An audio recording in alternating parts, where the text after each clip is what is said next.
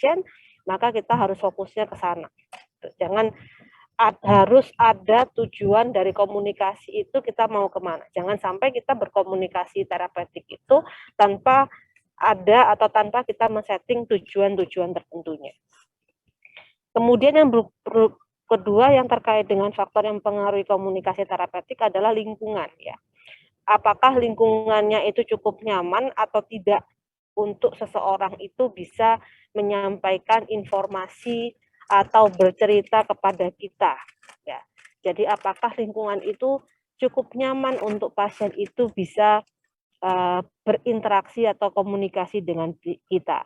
Nah, kadang di beberapa layanan kesehatan, ya, bahkan dia membuat suasananya itu dengan menyalakan lagu-lagu yang menenangkan, ya, seperti itu. Nah, kalau tadi yang saya sampaikan sebagai contoh di awal, di mana dalam satu ruangan itu ada 2 pasien berbeda, ya.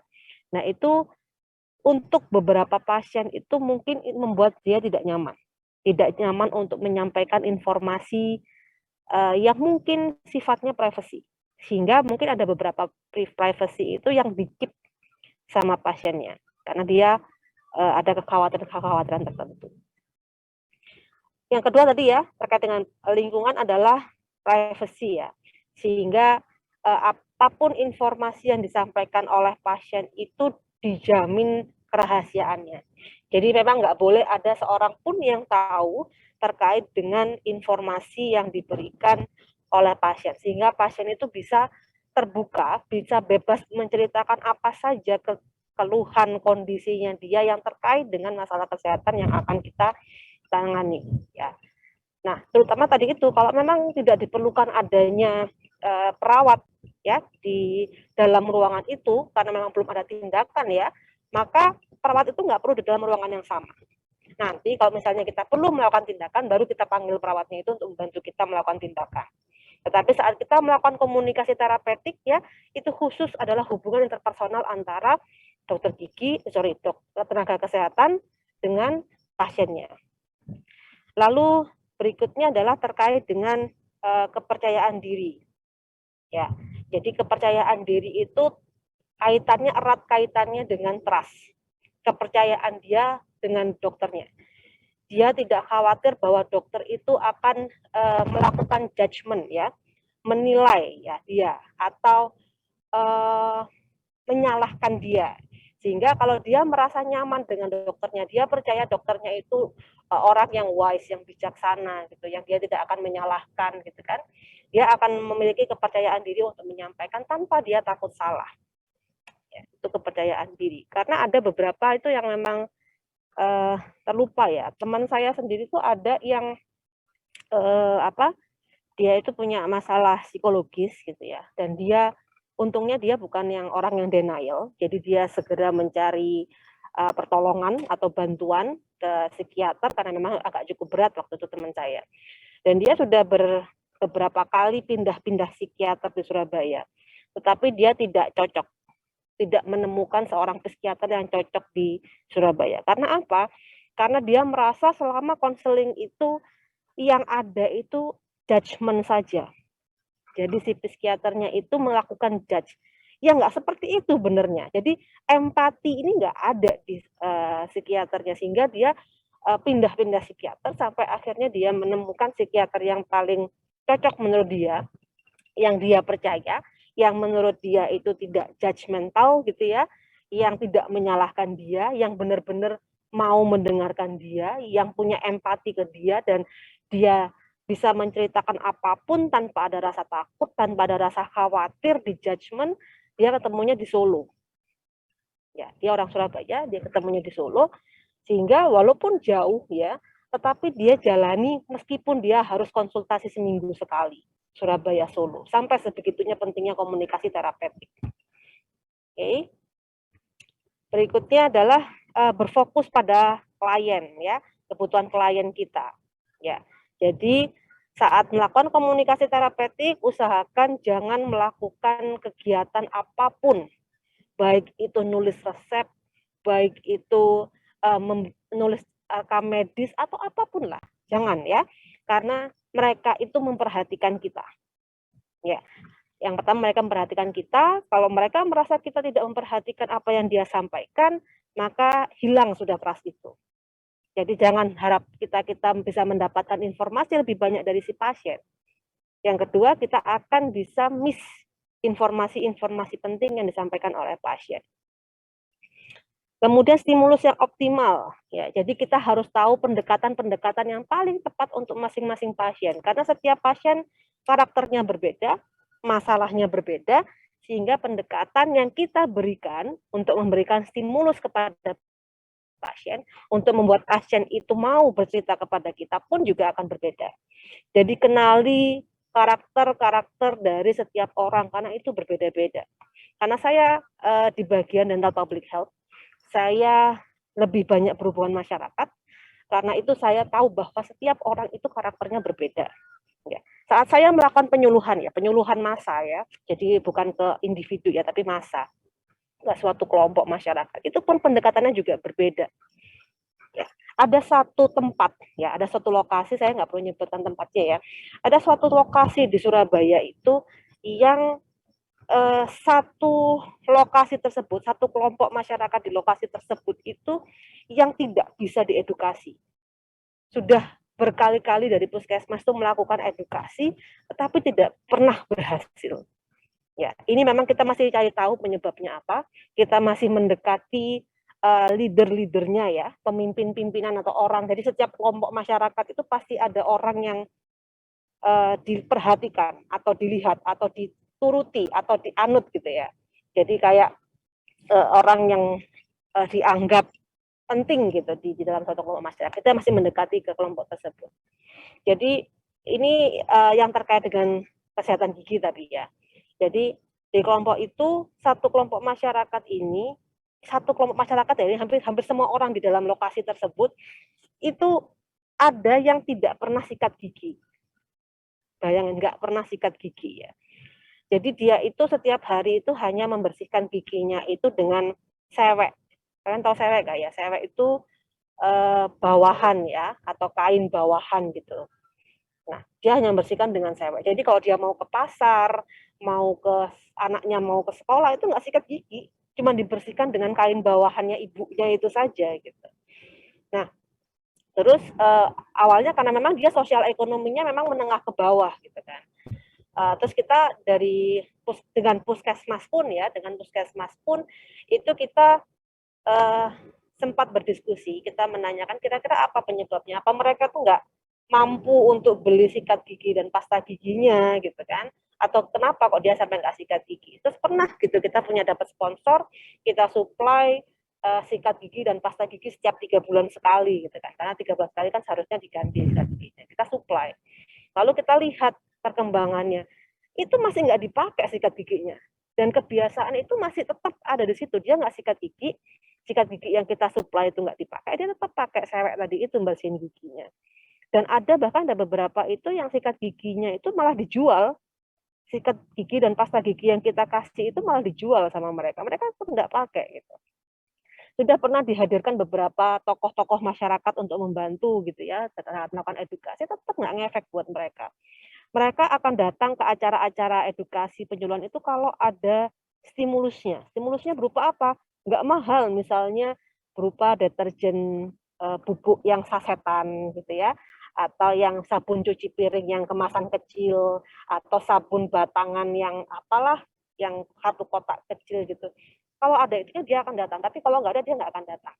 Sampai seperti itu. Dan sampai sekarang memang ini agak masih menjadi kendala ya sama kita ya. Kita masih mencari pendekatan yang paling tepat untuk merubah perilaku masyarakatnya. Karena masalahnya karena orang tuanya seperti itu, akhirnya anaknya pun juga terbiasa seperti itu. Gitu. Jadi menjadi turun-temurun kebiasaan ini. Nah ini yang masih menjadi PR untuk kita, yang masih kita carikan pendekatan yang tepat untuk merubah perilaku mereka. Lalu berikutnya faktor yang mempengaruhi komunikasi terapeutik adalah terkait dengan mempertahankan jarak personal ya. Jadi jarak komunikasi itu beda-beda.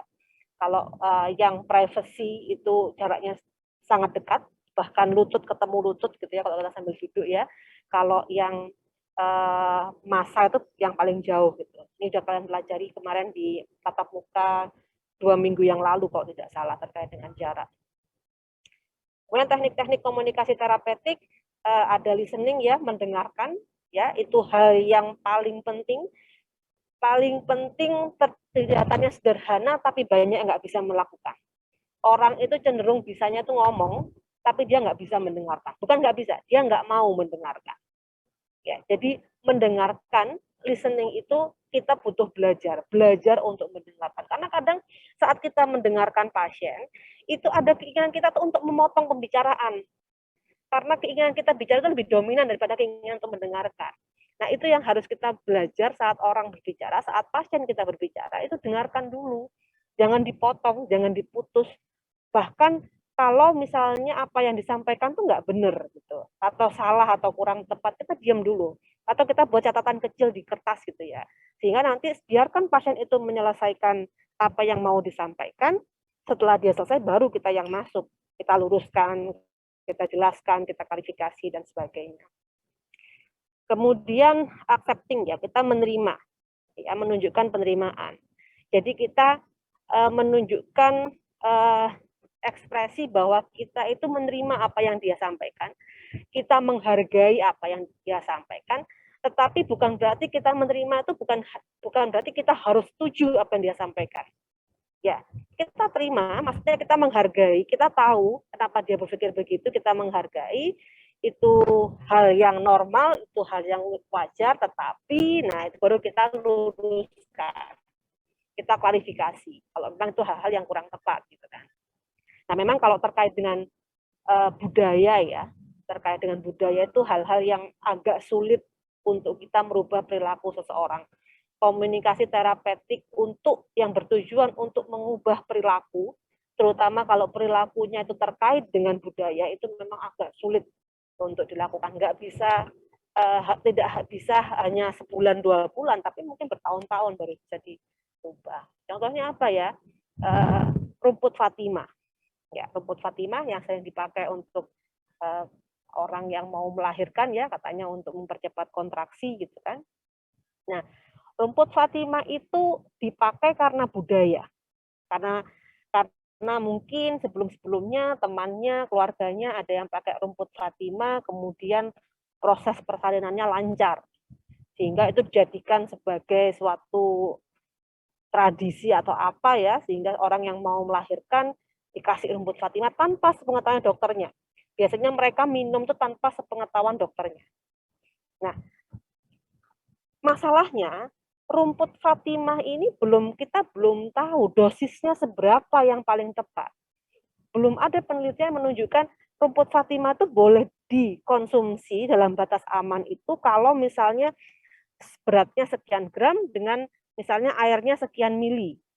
Nah, karena orang tuh biasanya hanya mengambil asal aja, kira-kira saja. Nah, kebetulan yang pasalnya lancar itu kebetulan di dosis yang aman, yang sampai akhirnya rahimnya robek, itu ada kan kasusnya ya, rahimnya robek karena kontraksinya berlebihan. Sudah akhirnya bayinya meninggal dalam kandungan, rahimnya pun juga robek karena kontraksinya berlebihan. Karena dosisnya terlalu besar. Kenapa? Karena mereka hanya kira-kira gitu loh. Dan ini banyak sekali terjadi pada orang-orang yang memakai bahan-bahan yang katanya bahan-bahan alam gitu ya, alami, nggak ada efek samping, nggak masalah gitu. Tapi masalahnya bahan alam ini pun itu ada kandungannya gitu kan. Nah, kandungan ini yang harus kita tahu dosisnya seberapa yang membuat kita dalam batas aman. Karena kalau kita hanya asal saja, karena kita merasa ini kan alami gitu kan. Nah, efeknya inilah yang kita khawatirkan menjadi efek sampingnya. Apalagi kalau ternyata itu kontradiksi dengan pengobatan medisnya. Nah, ini jadi budaya-budaya kayak gini tuh karena agak sulit banget untuk mengubah perilaku atau persepsi dari orang gitu. Lalu open question ya. Jadi usahakan saat kita melakukan komunikasi terapeutik itu pertanyaan-pertanyaannya itu terbuka.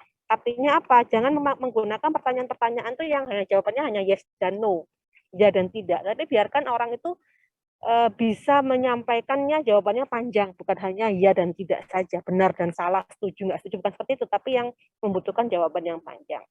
Lalu repeat ya, mengulangi kembali pernyataan pasien. Jadi kalau pasien mau apa, kita mau menanggapi, setidaknya kita mengulangi beberapa apa yang dikatakan sampaikan oleh pasien. Tujuannya apa? Untuk mengkonfirmasi bahwa pernyataannya benar seperti ini atau tidak gitu.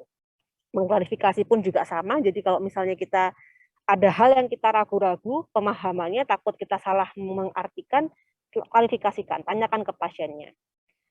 Lalu berikutnya fokus ya, kita fokus pada apa yang disampaikan pasien, lalu reflecting ini kita membantu pasien itu untuk bisa mengungkap semua informasi yang kita butuhkan ya. Kemudian informing itu menyampaikan hal-hal yang dibutuhkan, lalu silence itu memberikan pasien waktu yang cukup untuk berpikir.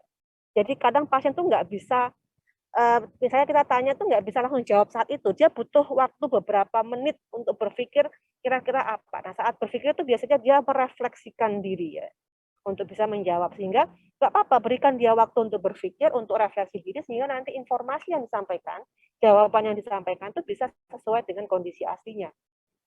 Kemudian kita mengidentifikasi apa yang terkait dengan kondisi pasien. Biasanya reward itu biasanya memberikan ujian kalau dia bisa merubah perilakunya, atau dia sudah bisa teratur kontrolnya, teratur minum obatnya, misalnya kita berikan ujian. Menawarkan diri ini, kita menawarkan diri misalnya kalau kita menangani pasien-pasien yang mengalami masalah psikologis, kita menawarkan diri untuk telepon dia, untuk reminder dia, atau apalah ya, itu kita menawarkan diri, memberi kesempatan pasien memulai pembicaraan ya, jadi memberikan waktu, mengalokasikan waktu, lalu menganjurkan untuk meneruskan pembicaraan, jadi jangan memotong pembicaraan. Kemudian konfrontasi ini kalau misalnya kita merasa hubungan kita sama pasien itu sudah sangat dekat, lalu kita tahu bahwa pasien itu trust-nya besar sama kita, sehingga konfrontasi itu kita bisa melakukan misalnya apa yang disampaikan sama perbuatannya itu tidak sama. Jadi kita melakukan konfrontasi di situ. Humor ya, tadi saya sampaikan terkait humor. Kemudian topik terakhir yaitu terkait fase komunikasi atau tahap komunikasi dari pra-interaksi, orientasi atau perkenalan, kerja, dan terminasi. Kalau pra-interaksi itu sebelum proses komunikasi terapeutik ya, jadi biasanya kita sebelum pasien datang kita baca rekam medisnya dulu, atau biodatanya pasien yang mendaftar dulu gitu kan, kita lihat dia laki atau perempuan, usianya berapa, dia bekerja atau tidak, dia pendidikannya apa, kemudian keluhan utamanya itu apa, mungkin ada kebiasaan buruk apa. Nah, jadi kita memperkirakan, oh kayak berarti dia punya keluhan seperti ini, kemudian pasiennya ini ternyata dia itu misalnya sosial menengah ke bawah. Nah, kita sudah merancang berarti pendekatan saya harus seperti ini. Bahasa yang saya pakai harus benar-benar sederhana supaya pasien itu bisa mengerti. Jadi perencanaan ini sebelum kita berinteraksi, kita mempersiapkan komunikasi terapeutik dengan pasien.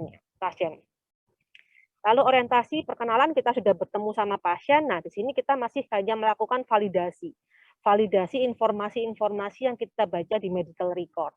Atau misalnya kalau pasiennya itu kontrol ya, jadi dia sudah pernah datang sebelumnya kontrol, maka kita di tahap orientasi ini kita menanyakan terkait obatnya diminum nggak Bu, teratur nggak, kemudian sudah berkurang nggak misalnya rokoknya atau sebagainya. Ya, kita hanya memvalidasi aja sesuai dengan kondisinya yang ada. Kalau misalnya pasien baru ya hanya memvalidasi apa yang ditulis di dalam form pendaftarannya tadi itu, termasuk keluhan-keluhannya, identitasnya, dan sebagainya. Tujuannya apa di sini? Kita hanya testing ya, validasi, membangun kepercayaan, kemudian mengidentifikasi kira-kira masalahnya apa, kemudian kita semacam melakukan kontrak, jadi untuk memberikan kesembuhan pasien, untuk memberikan perawatan yang tepat untuk gejalanya pasien, kita butuh kerjasama Bapak atau Ibu, karena saya nggak bisa kerja sendiri, dibutuhkan kerjasama dengan Bapak atau Ibu sebagai pasiennya, karena nanti semua tindakan ini yang melakukan adalah Bapak dan Ibu sendiri, gitu kan. Nah, itu seperti semacam kontrak dengan pasiennya. Lalu fase kerja di mana kita melakukan komunikasi terapeutik ya, kita menggali informasi, anamnesa itu ya, menggali informasi, nanti kita memberikan saran dan sebagainya ya. Itu adalah fase kerja. Kita melakukan komunikasi terapeutik. Ini adalah fase terpanjang dalam komunikasi terapeutik. Kemudian berikutnya adalah yang terakhir fase terminasi ya. Di akhir kita mau berpisah dengan si pasien gitu. Lalu kita menilai apakah tujuan dari komunikasi ini tercapai atau tidak, apakah tindakan yang kita lakukan ini sudah sesuai dengan pasien puas nggak dengan rencana perawatan atau tindakan yang kita lakukan, ya. Kalau terminasi itu ada dua, ada yang sementara, ada yang akhir. Kalau sementara artinya nanti pasien itu butuh kontrol. Jadi nanti kita masih ketemu pasien mungkin misalnya seminggu lagi atau 2 minggu lagi dan seterusnya. Tapi kalau akhir ini sudah selesai, sudah perawatannya sudah lengkap, sudah total, sudah semuanya, dan pasien sudah nggak perlu balik lagi, nggak perlu kontrol lagi. Ini hambatan komunikasi terapeutik ya. Seperti ada saya cover semua sana, ada persepsi, nilai, sosial budaya. Tadi ya saya contohkan saya yang tadi nggak sikat gigi dalam satu lokasi tadi ya. Emosi, jenis kelamin, pengetahuan, peran dan hubungan, lingkungan, jarak, citra diri, dan kondisi fisik. Ini hanya untuk latihan saja, untuk mengetahui pemahaman kalian terhadap materi hari ini. Oke. Sampai sini ada yang mau ditanyakan atau mau didiskusikan? Kita masih ada waktu sedikit.